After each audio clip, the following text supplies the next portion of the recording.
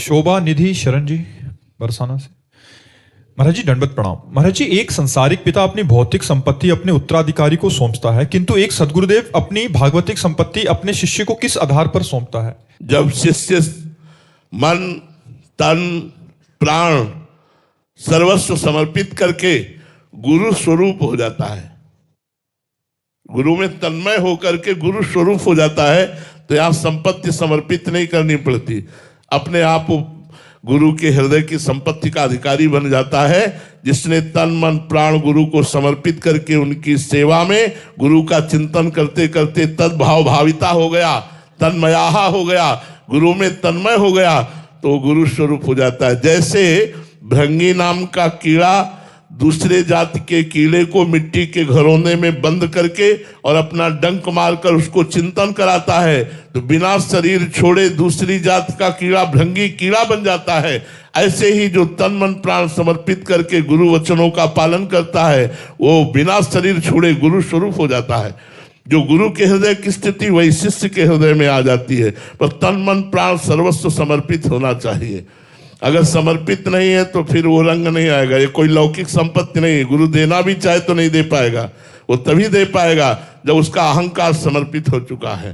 तन मन प्राण धन सर्वस्व सर्वस्व समर्पित, तभी बात बनती है। गुरु के चरणों में अपार प्रेम हो जाए। एक बार दिल्ली में अमीर खुसरू जी के गुरु जी पधारे थे, तो एक गरीब ब्राह्मण ने सुना बाबा सिद्ध हैं, तो उन्होंने सोचा उनके पास धनी मानी लोग आते रहते हैं, हमारा काम बन जाएगा। बाबा के पास गए, दंडवत किया और बाबा से कहा, बाबा बेटी का ब्याह है, अगर कुछ सहयोग बन जाता आपके धनियों से तो बाबा निरपेक्ष थे, उनको किसी से मतलब नहीं था। तो उन्होंने टालने के लिए कहा परसों आना। वो ब्राह्मण फिर पहुंच गया परसों। बाबा आपने कहा था परसों आना, वो बेटी का ब्याह है, धन चाहिए।